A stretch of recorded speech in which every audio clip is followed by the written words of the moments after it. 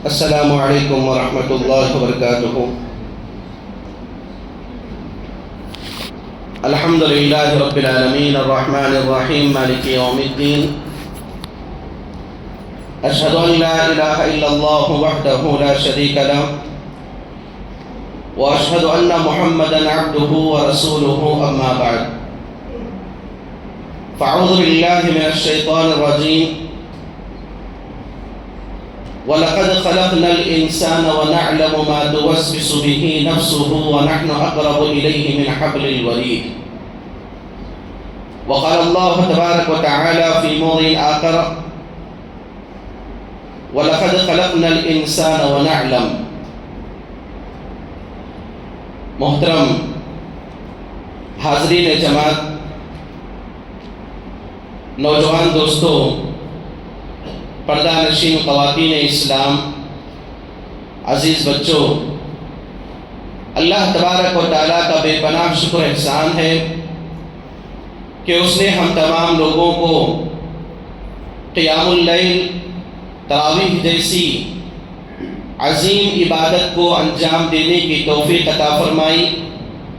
دعا کریں کہ اللہ تبارک و تعالیٰ مجھے اور آپ کو اس تراویح کے فضائل و برکات کو ہمیں زندگی میں حاصل کرنے کی توفیق نصیب عطا فرما، اور تراویح کی نماز کے ذریعے جو اللہ کے نبی صلی اللہ علیہ وسلم کے وعدے ہیں، ان تمام وعدوں کو ہمیں اپنی دنیاوی زندگی میں نصیب عطا فرما، اور اس کے بدلے میں اللہ تبارک و تعالیٰ قرآن کی شفاعت ہم تمام لوگوں کے حق میں کل قیامت کے دن نصیب عطا فرما، آمین رب العالمین۔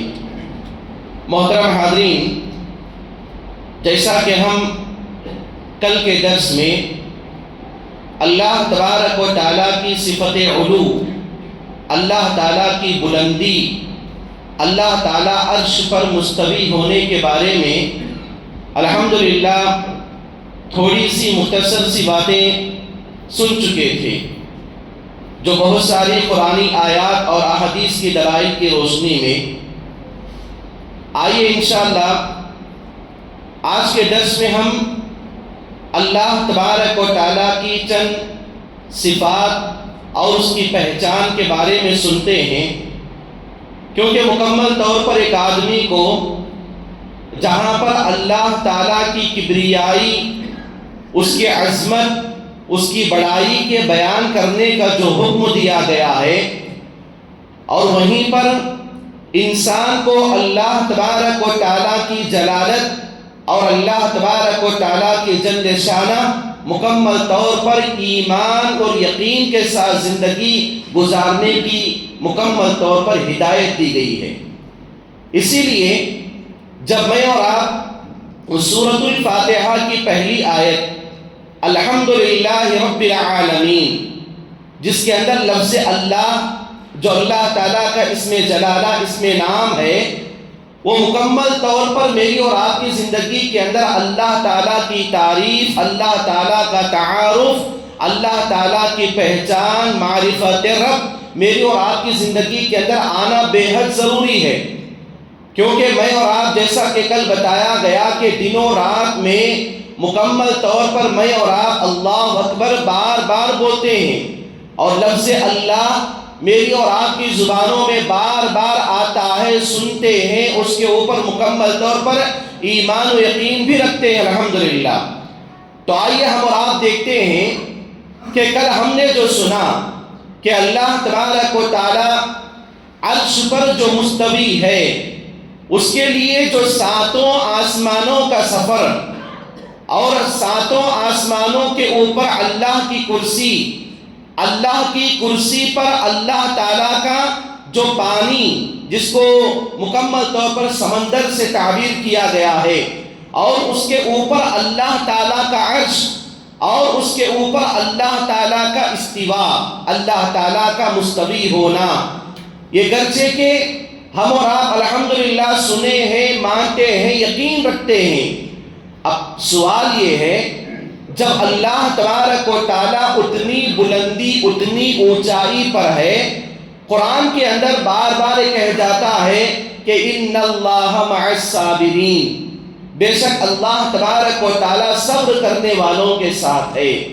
جب اللہ تبارک و تعالیٰ اتنی بڑی اونچائی پر ہے، اتنی بڑی بلندی ہے جو اس کے لیے لائق ہے، اس کے علاوہ کائنات کی کون سی مخلوق اس کے برابر کی نہیں ہے، تو اللہ تبارک و تعالیٰ کی صفت معیت کے بارے میں میری اور آپ کا کیا عقیدہ ہونا چاہیے کہ اللہ تعالیٰ ہمارے ساتھ ہے۔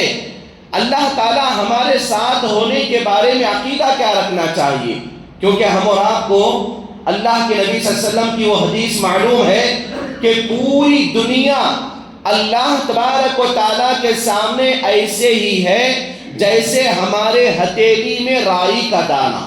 یہ رائی کا دانہ جیسے ہمارے ہتھیلیوں میں ہے، یہ پوری دنیا، اس کی زمین، اس کے پانی، اس کے جھاڑ، اس کے درخت اللہ تبارک و تعالیٰ کے ہتھیلی میں ایسے ہی ہے۔ تو اللہ تعالیٰ ہمارے ساتھ ہے، ہم کیسے عقیدہ رکھیں گے اللہ تعالیٰ کے ساتھ ہونے کے بارے میں؟ جیسا کہ اللہ تعالیٰ کی قربت، اللہ تعالیٰ ہم سے قریب ہوتا ہے یا ہم اللہ تعالیٰ سے قریب ہوتے ہیں، کیونکہ یہ جو رمضان کا مہینہ ہے اللہ تعالیٰ سے انسان کو قریب ہونے کا مہینہ ہے۔ یہ کیسے قریب ہوتی ہے، اس کی کیفیت کے بارے میں مجھے اور آپ کو معلوم کرنا بے حد ضروری ہے۔ جیسا کہ اللہ تبارک و تعالیٰ بتاتا ہے وَلَقَدْ خَلَقْنَا الْإِنسَانَ وَنَعْلَمُ مَا تُوَسْوِسُ بِهِ نَفْسُهُ وَنَحْنُ أَقْرَبُ إِلَيْهِ مِنْ حَبْلِ الْوَرِيدِ۔ ہم انسان کو اس کی شہرت سے زیادہ قریب ہیں۔ یہ ہماری جو شہرت ہے جہاں پر ہماری جسم و جان اور روح کے نکلنے کا جو وقت ہوتا ہے، یا جیسے کسی جانور کو ہم اچھی طرح ذبح کر دیتے ہیں تو اس کی بڑی رگ کاٹ دیتے ہیں، تو بڑی رگ جیسے کٹ جاتی ہے تو مکمل طور پر انسان یا جانور کی جان ختم ہو جاتی ہے۔ تو گویا کہ رگ جو ہے، بڑی رگ جس کو شہرت کہا جاتا ہے، یہ شہرت سے بھی زیادہ اللہ تبارک و تعالیٰ قریب ہے، اور اللہ تبارک و تعالیٰ متقیوں کے، صبر کرنے والوں کے ساتھ ہے۔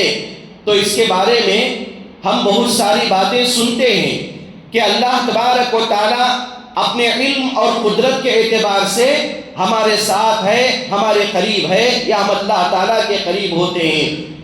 علماء عرب نے، خاص کر علامہ ابن تیمیہ رحمہ اللہ، اس بات کی طرف اشارہ کیے ہیں کہ آدمی کو اللہ تعالیٰ کی معیت، اللہ تعالیٰ کی قربت، یعنی اللہ ہمارے ساتھ ہے، اللہ ہم سے قریب ہے اور ہم کو اللہ سے قریب ہونا چاہیے، اس کے بارے میں اللہ تعالیٰ کے علم اور اللہ تعالیٰ کی قدرت سے میں اور آپ تعبیر نہیں کر سکتے۔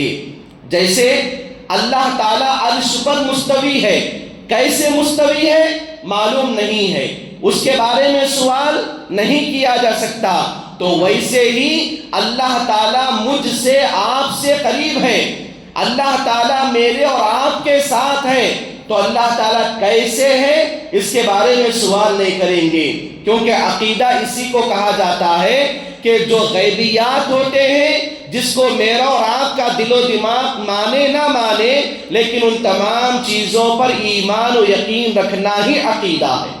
اور اللہ تبارک و تعالیٰ کے بارے میں مجھے اور آپ کو ایمان و یقین رکھنا ہے کہ اللہ تبارک و تعالیٰ بے شمار صفات حمیدہ و صفات جمیلہ سے متصف ہے۔ مثال کے طور پر اللہ تعالیٰ سننے والا ہے۔ اللہ تعالیٰ کیسے سننے والا ہے؟ اللہ تعالیٰ دیکھنے والا ہے۔ اللہ تعالیٰ کیسے دیکھنے والا ہے؟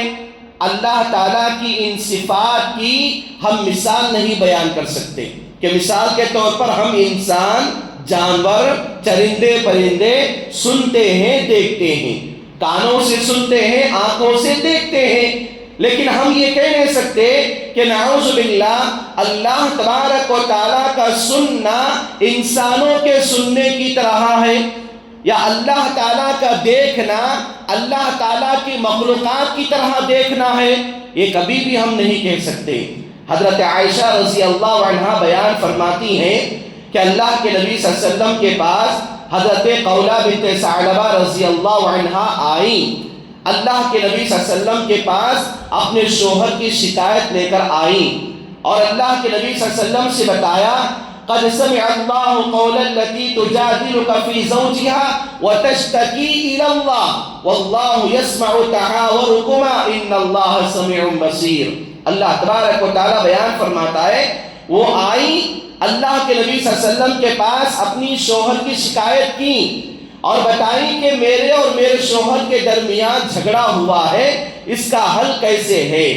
تو اللہ کے نبی صلی اللہ علیہ وسلم کی زوجہ محترمہ حضرت عائشہ صدیقہ رضی اللہ عنہا بیان فرماتی ہیں وہ صحابیہ آ کر جب سوال کر رہی تھی، میں اپنے حجرے میں پردے کے آڑ میں تھی اور میں کوشش کر رہی تھی کہ دونوں کے درمیان کیا بات ہو رہی ہے، کیا مسئلہ اللہ کے نبی صلی اللہ علیہ وسلم سے پوچھا جا رہا ہے. ان کے پوچھنے کا انداز اتنا آہستہ تھا کہ میں پردے کے آڑ میں رہنے کے باوجود بھی برابر سن نہیں سکی. لیکن اللہ تبارک و تعالیٰ کے سننے کی جو صفت ہے، صفت سمع، مکمل طور پر اللہ تعالیٰ نے ان دونوں کی گفتگو کو ساتوں آسمانوں پر، کرسی پر، عرش پر مستوی ہوتے ہوئے ان دونوں کی گفتگو کو سنا. تو اللہ تعالیٰ کا سننا، ہم انسانوں کا سننا چار دیواری کے حد تک محدود ہوتا ہے. بازو کمرے کے اندر کیا ہوتا میری اور آپ کی سننے کی طاقت نہیں ہے، کسی مخلوق کی نہیں ہے، لیکن اللہ تعالیٰ سنتا ہے. کیسے سنتا ہے اللہ بہتر جانتا ہے. اس کے بارے میں ہم کسی چیز کے اندر کیفیت اور مثال کو بیان نہیں کریں گے. اللہ تعالیٰ اس کے جیسا سنتا، اللہ تعالیٰ اس کے سر کا سنتا. ہم نہ اس کا ایگزامپل دیں گے نہ اس کی مثال ہم بیان کریں گے. اللہ تعالیٰ دیکھتا ہے. اللہ تعالیٰ کیسے دیکھتا ہے؟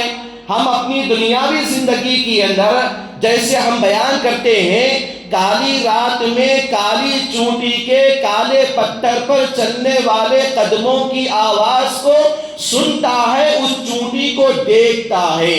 اللہ تعالیٰ کے اندر دیکھنے کی صفت ہے. اللہ تبارک و تعالیٰ باقاعدہ حضرت نوح علیہ السلام کو بتایا کہ فَاصْنَعِ الْفُلْكَ تَجْرِي بِأَعْيُنِنَا، اے نوح علیہ السلام ہماری نگرانی کے اندر تم کشتی کو بناؤ اور وہ کشتی ہمارے آنکھوں کے سامنے کیا ہوگی؟